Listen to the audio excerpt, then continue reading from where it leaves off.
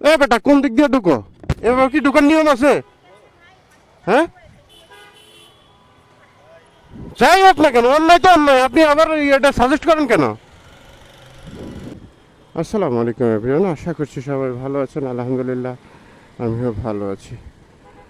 তো কিছুক্ষণ আগে দেখতে পেয়েছেন আসলে এই রাস্তায় যে মানুষ অবস্থা দেখছে, রাস্তায় যে মানুষ নির্বিচারে অন্যায় করে যাচ্ছে তার কোনো হদিশ নেই। তো রিক্সাওয়ালা সে একটা অন্যায় করছে আর সেটাকে প্রশ্রয় দিচ্ছে যে বসে আছে প্যাসেঞ্জার হিসাবে, তাহলে ওর সাথে আর ওই প্যাসেঞ্জারের সাথে কোনো পার্থক্য রইল না। যাই হোক, আজকের ভিডিও টপিকস আমার এটা ছিল না, আসলে আনফর্চুনেটলি সামনে পড়ে গেছে, দ্যাটস ওয়াই কথা বলতে হলো আর কি। যাই হোক বন্ধুরা, এখন আমি আছি কালশি রোডে, আর আপনারা তো জানেনই আমার বাসা কালশি। সো এখান থেকে যাব হচ্ছে আজকে একটু উত্তরায়, বেশ কিছু কাজ আছে, কাজগুলো করব। তো এখন যে কথা বলছিলাম, আজকে টপিকস কী নিয়ে, আজকে আসলে আপনাদের সাথে কী নিয়ে কথা বলবো। আজকে কথা বলবো একটি বাইকের সার্ভিস মেনটেন্স করলে বাইকটা কতটা ভালো থাকে, লংজিভিটি বেড়ে যায়, পার্সেন্ট কনফিডেন্স, মেনটেনেন্স কস্ট, এই জিনিসগুলা অনেকাংশে কমে যায়। তো সেটাই, সেই বিষয় নিয়ে আপনার সাথে আজকে একটু আলোচনা করছি। বন্ধুরা, আমি এখন রয়েছি এয়ারপোর্ট রোডে। আমরা যাব হচ্ছে, আমি খিলগাঁওয়ের কাছাকাছি রয়েছি। এখন আমরা যাচ্ছি হলো জাস্ট উত্তরাতে। আমাদের কিছু কাজ আছে, কাজগুলো করব, বেশ কিছু মিটিং আছে। সো অবশ্যই আপনার সাথে থাকবেন আর দেখতে থাকুন my YouTube channel the lost care. আপনার বাইকটি সার্ভিসিং করলে আপনি কিভাবে উপকৃত হবেন, আপনার বাইকটি কতটা ভালো থাকবে সে বিষয়ে। সো বন্ধুরা, আপনাদের যারা বাইক ইউজ করি আমরা, তারা বাইককে অনেক ভালোবাসি, অনেক কষ্টের টাকা দিয়ে বাইক কিনি। হয় বাবার কাছ থেকে অনেক কান্নাকাটি করতে করতে করতে অনেক দিন পর হয়তো বাবা বাবাকে রাজি করে এবং বাইকটি কিনি। তো এই কষ্টের এবং এই স্বাদের বাইকটি যখন আমরা আমাদের ব্যবহারের ভুলের কারণে আমরা নষ্ট করে ফেলি, তখন নিশ্চয়ই অনেক বেশি খারাপ লাগবে। আসলে আমরা অনেক সময় জেনে কিংবা না জেনে এই কাজগুলো করি। সো অবশ্যই আমাদেরকে জানতে হবে যে একটি বাইক মেনটেনেন্স কীভাবে করে, সার্ভিসিং কতদিন পর পর করে, এবং ইঞ্জিন অয়েল কয়দিন পর পর ইঞ্জিন অয়েল চেঞ্জ করতে হয়, কী ধরনের ইঞ্জিন অয়েল চেঞ্জ করতে হয়, সব দিকে আমাদেরকে একটু সতর্ক থাকতে হবে। আচ্ছা, ফার্স্ট অফ অল, আপনি বাইকের একটি টাইম পিরিয়ড রয়েছে, যেটা বাইক কোম্পানি কিংবা বাইকের যে শোরুম থেকে আপনি বাইকটি কিনবেন তারা আপনাকে বলে দেবে যে এতদিন পর পর কিংবা এত কিলোমিটার পর পর আপনাকে সার্ভিসিং করতে হবে। ডেফিনেটলি সেটা তো একটা নিয়মের ভিতরেই আছে। আপনি সেই নিয়ম অনুযায়ী সার্ভিসিংটা করলেন।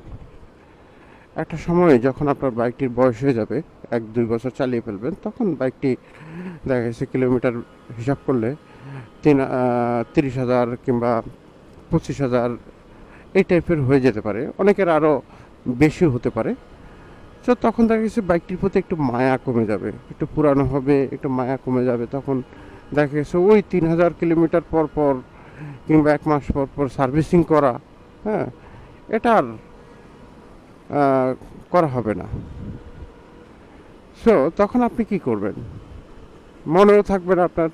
তখন আপনাকে করতে হবে, যখন আপনি দেখবেন যে আপনি বুঝতে পারবেন, কারণ এতদিন চালানোর পরে আপনার বাইকের কখন কি প্রয়োজন আছে তখন আপনি বুঝতে পারবেন। ওকে, বুঝতে পেরে অবশ্যই সাথে সাথে বাইকটি সার্ভিসিং করিয়ে নেবেন। প্রয়োজনীয় যা ব্যবস্থা নেওয়ার সেটা অবশ্যই নিয়ে নেবেন। ওকে, এরপর আসেন ইঞ্জিন অয়েল। আমরা সাধারণত ম্যাক্সিমাম টাইম মিনারেল ব্যবহার করি, মিনারেল ইঞ্জিন অয়েল ব্যবহার করি। তো মিনারেল ইঞ্জিন অয়েল যখন আমরা ব্যবহার করি, সেটার টাইম পিরিয়ড থাকে আপনার 1000 কিলোমিটার কিংবা 800 কিলোমিটার কিংবা 900 কিলোমিটার। তো আমরা চেষ্টা করব এই সময়ের ভিতরে, এই 1000 কিলোমিটারের ভিতরে মিনারেল যেটা সেটার পরিবর্তন করে ফেলতে। এরপর আসেন মিনারেল এবং সিনথেটিক থাকে, সেমি সিনথেটিক থাকে।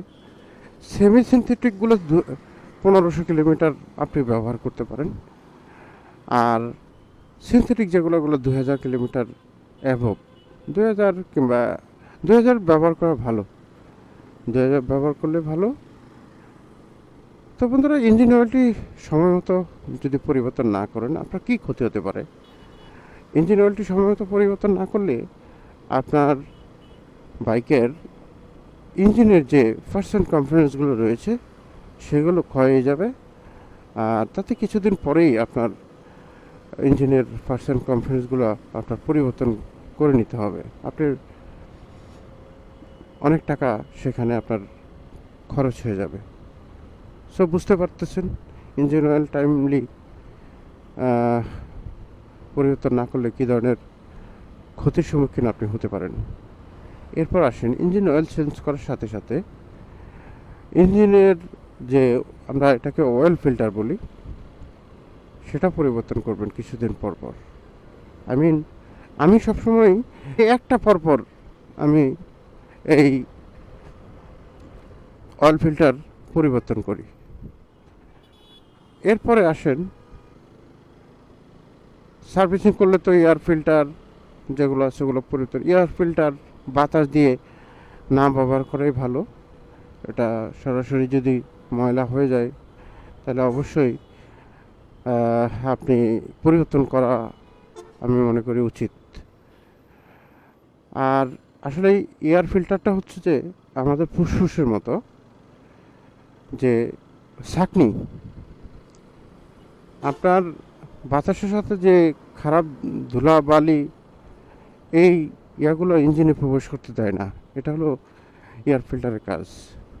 তো ডেফিনেটলি আপনি যদি একটা ঢাটি এয়ার ফিল্টার ব্যবহার করেন, আপনার ইঞ্জিনে নিঃশ্বাস নিতে পারবে না, পিওর নিঃশ্বাসটি নিতে পারবে না। সো তখন দেখবে যে ময়লা আবর্জনা কিংবা ইঞ্জিনে বাতাসে যাচ্ছে না, অক্সিজেন পাচ্ছে না ইঞ্জিন। ফুসফুসে যখন ময়লা হয়ে যায় তখন কিন্তু ইঞ্জিন অক্সিজেন পাবে না। তো বুঝতে পারতেছেন বন্ধুরা কতটা ইম্পর্টেন্ট প্রত্যেকটি পার্সেন্ট কম্পোনেন্টস। সো অবশ্যই আপনারা এগুলো মেনটেন করেই চেষ্টা করবেন আপনার কষ্টের টাকা কেনা বাইকটিকে সার্ভিসিং কিংবা মেনটেন করতে। যদি আপনি নিয়মিত আপনার মোটরসাইকেলটি সার্ভিসিং কিংবা মেনটেন্স করতে পারেন তাহলে অবশ্যই আপনি একটি ভালো ফিডব্যাক পেয়ে যাবেন। এক্সাম্পল স্বরূপ দেখুন, আমার এই বাইকটি আমি প্রপার ওয়েতে সার্ভিস মেনটেন্স করিয়েছি। টাইমলি ইঞ্জিন অয়েল চেঞ্জ করা থেকে শুরু করে যাবতীয় যা কিছু প্রয়োজন সেটা আমি টাইমলি করেছি, যখন যেটা প্রয়োজন। তো এই টাইমলি করার ফলে আজ পর্যন্ত আমার ক্লাস প্লেটটি আমার পরিবর্তন করতে হয়নি। আমার মোটরসাইকেলটা অলরেডি 72,216 কিলোমিটার চলেছে। এর ভিতরে আমার ক্লাস প্লেট পরিবর্তন করতে হয়নি, আমার ইঞ্জিনে এখন পর্যন্ত কোনো ধরনের হাত দিতে হয়নি।